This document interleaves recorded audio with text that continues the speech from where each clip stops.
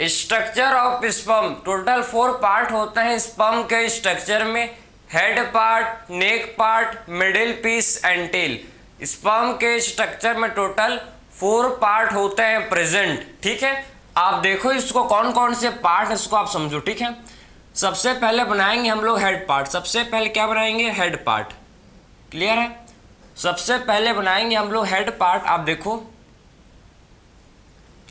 ये head part, ठीक है। क्या बन गया? ये हेड पार्ट है, समझे? ये स्पर्म का हेड पार्ट है, ठीक है। ये स्पर्म का कौन सा पार्ट है? आप देखो ये स्पर्म का हेड पार्ट, ठीक है। स्पर्म का ये हेड पार्ट बन गया, ठीक है। ये देखो इसको अच्छे से कर देंगे।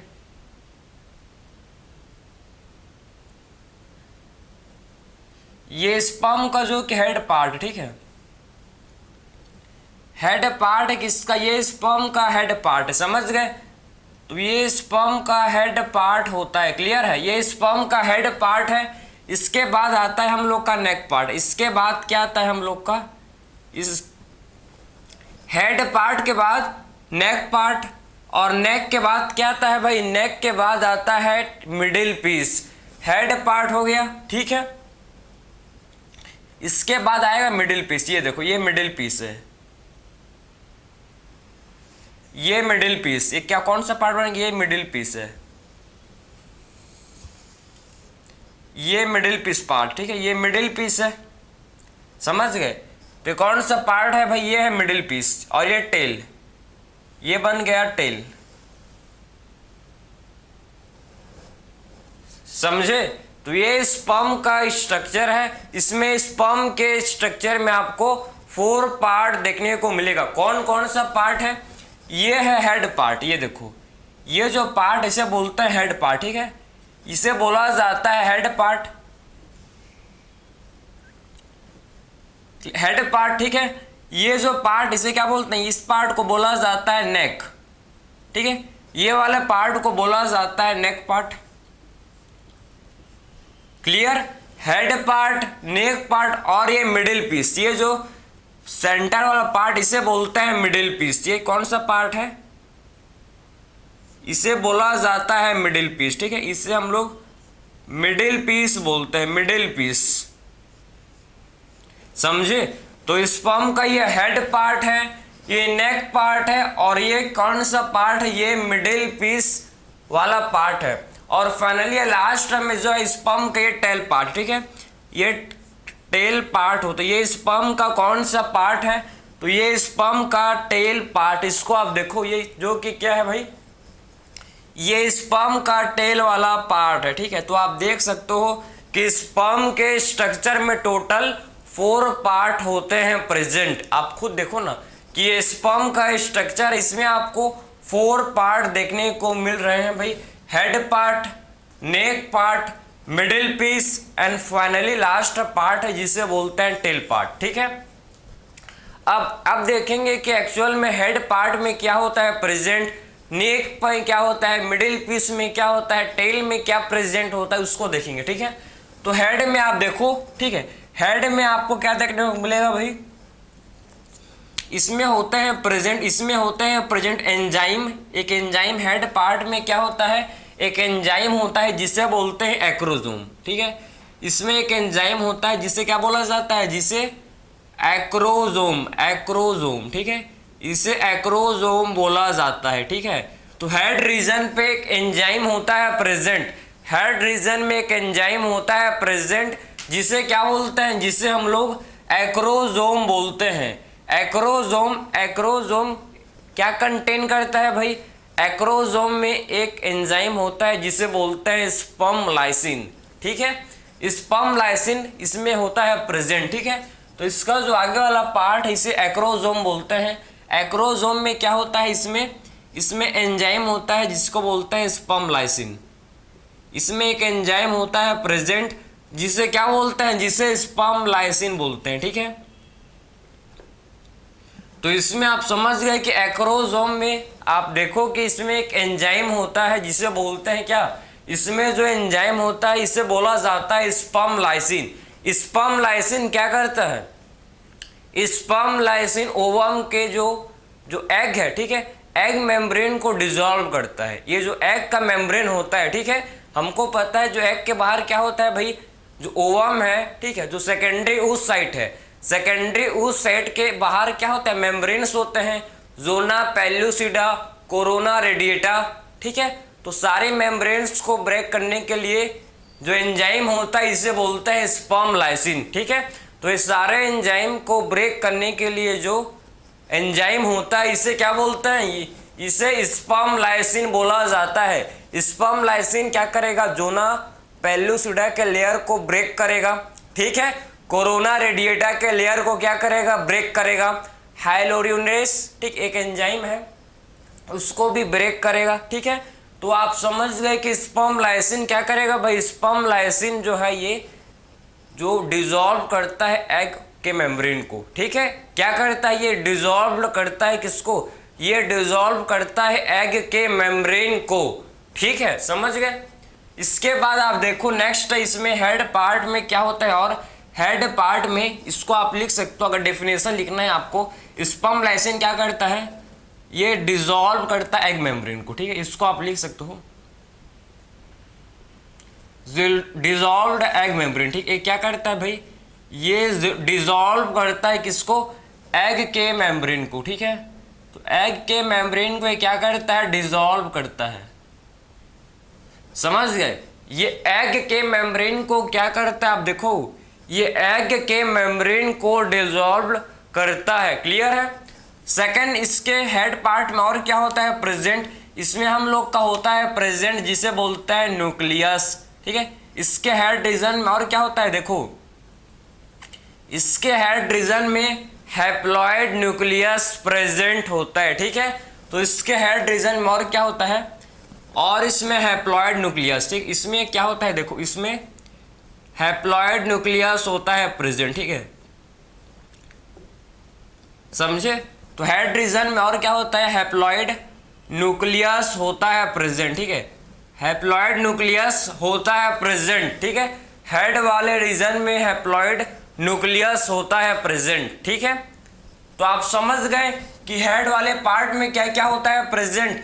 हेड में हम लोग का एक्रोसोम होता है, हेड वाले रीजन में क्या होता है भाई, इसमें एक्रोसोम होता है, और क्या होता है, एक्रोसोम होता है, और इसमें हैप्लॉइड न्यूक्लियस भी प्रेजेंट होता है, समझे।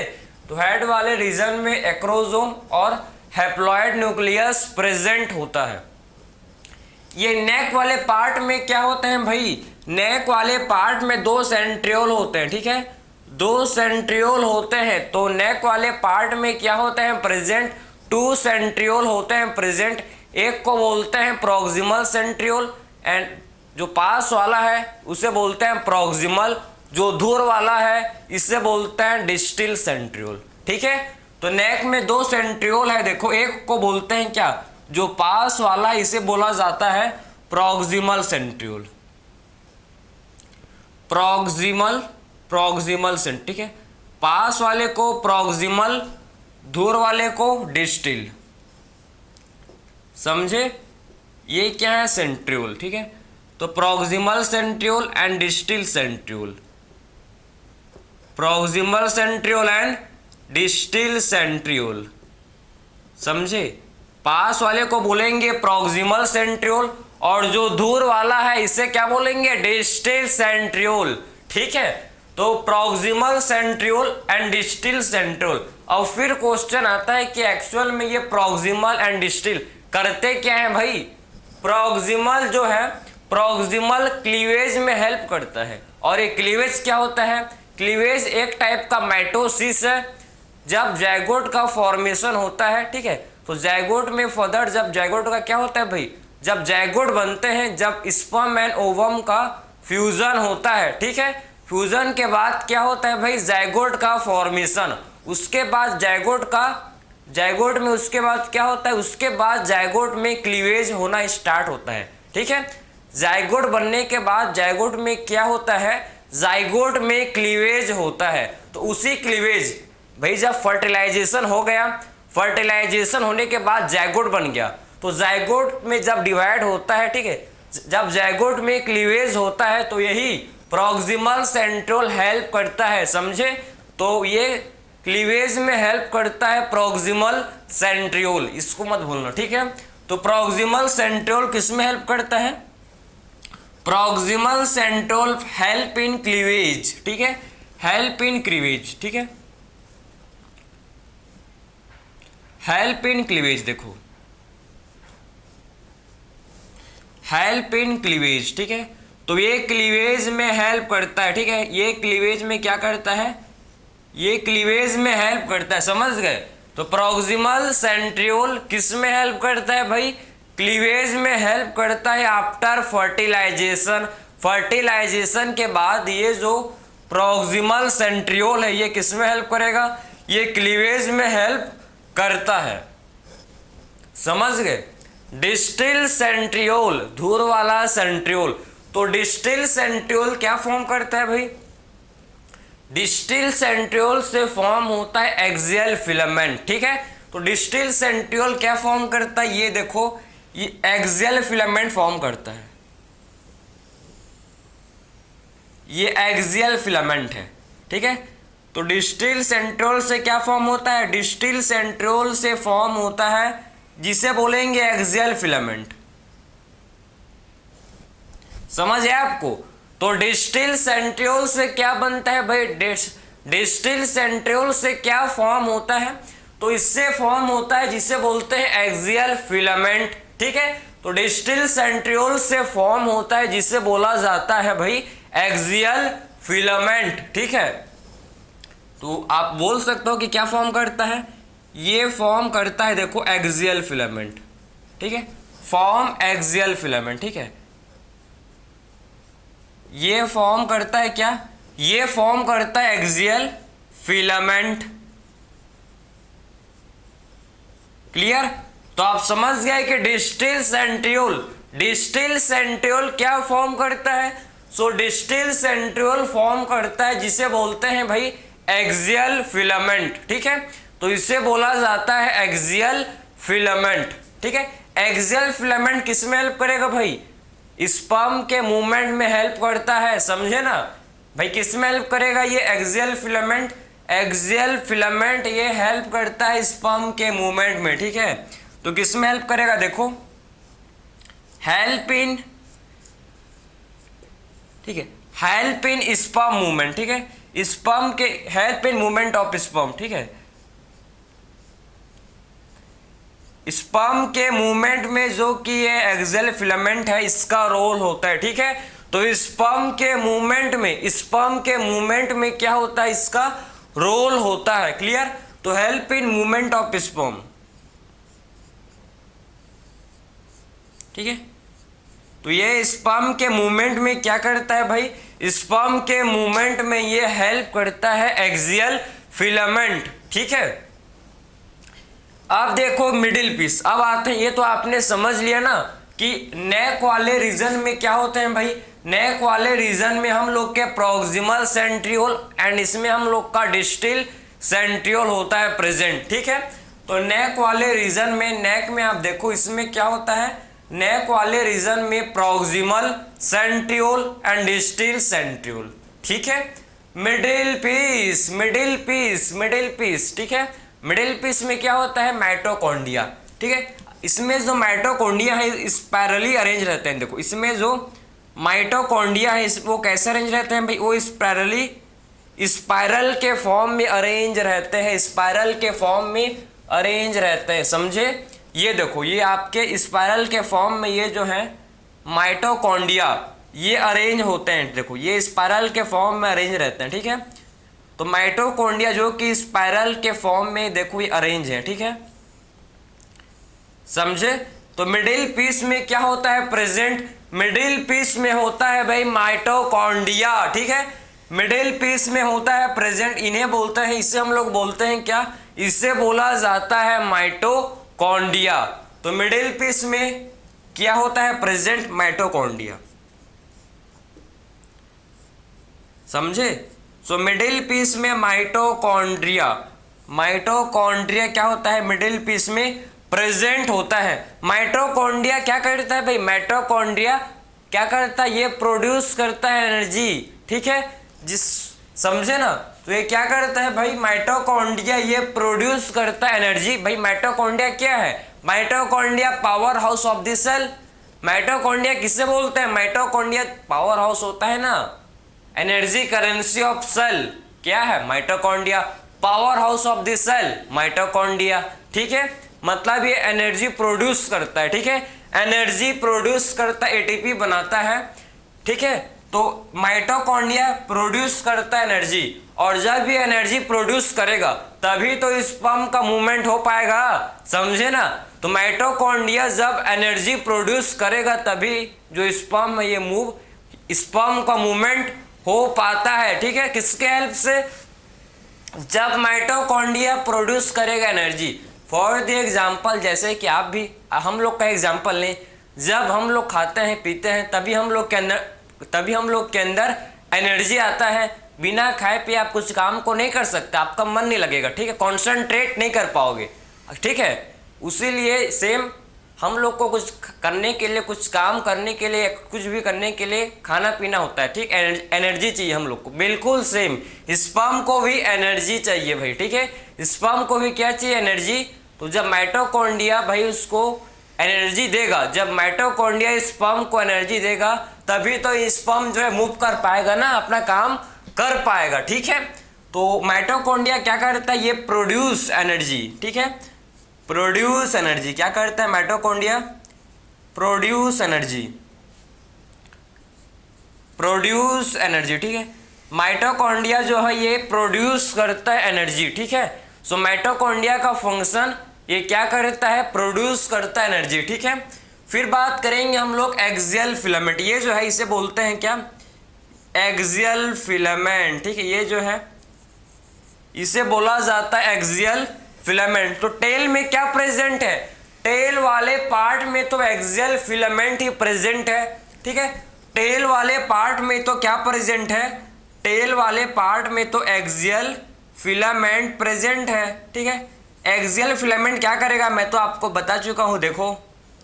ठीक है, एक्सियल फिलामेंट क्या करेगा भाई, एक्सियल फिलामेंट क्या करेगा, ये देखो, एक्सियल फिलामेंट क्या करेगा, स्पर्म के मूवमेंट में हेल्प करेगा। ठीक है, स्पर्म के मोटिलिटी में हेल्प करेगा। ठीक है, स्पर्म के मोटिलिटी में एक्सियल फिलामेंट हेल्प करेगा। ठीक है, तो स्पर्म के मोटिलिटी में जो कि एक्सियल फिलामेंट है इसका रोल होता है। ठीक है, तो स्पर्म के मोटिलिटी में क्या होता है, इस एक्सियल फिलामेंट का रोल होता है, समझ गए। तो स्पर्म के मोटिलिटी में क्या होता है, इस एक्सियल फिलामेंट का रोल होता है। क्लियर है, ये हम लोग ने कंप्लीट स्ट्रक्चर डिस्कस किया किसका, ये हम लोग ने देखो कंप्लीट स्ट्रक्चर डिस्कस कर लिया किसका, स्पर्म का। ठीक है, स्पर्म के टोटल 4 पार्ट है, head part, neck part, middle piece and tail part. ठीक है, तो 4 पार्ट हैं किसके, टोटल स्पर्म के 4 पार्ट हैं, आप देख सकते हो। ठीक है, समझ है आपको। तो ये हम लोग ने कंप्लीट स्ट्रक्चर डिस्कस किया किसका भाई, स्पर्म का हम लोग ने कंप्लीट स्ट्रक्चर को डिस्कस कर लिया। ठीक है, और कौन कौन से इसके पार्ट है मैंने आपको इसके पार्ट को भी एक्सप्लेन किया। ठीक है, हेड पार्ट में क्या होते हैं भाई, हेड पार्ट में एक्रोजोम होते हैं एंड इसमें हैप्लॉइड न्यूक्लियस होता है प्रेजेंट। एक्रोजोम में आप समझो कि एक एंजाइम होता है स्पर्म लाइसिन। ठीक है, जो ओवम के जो एग मेम्ब्रेन है उसको डिसॉल्व करने में हेल्प करता है। ठीक है, नेक पार्ट में बात करें तो proximal centriole and distal centriole.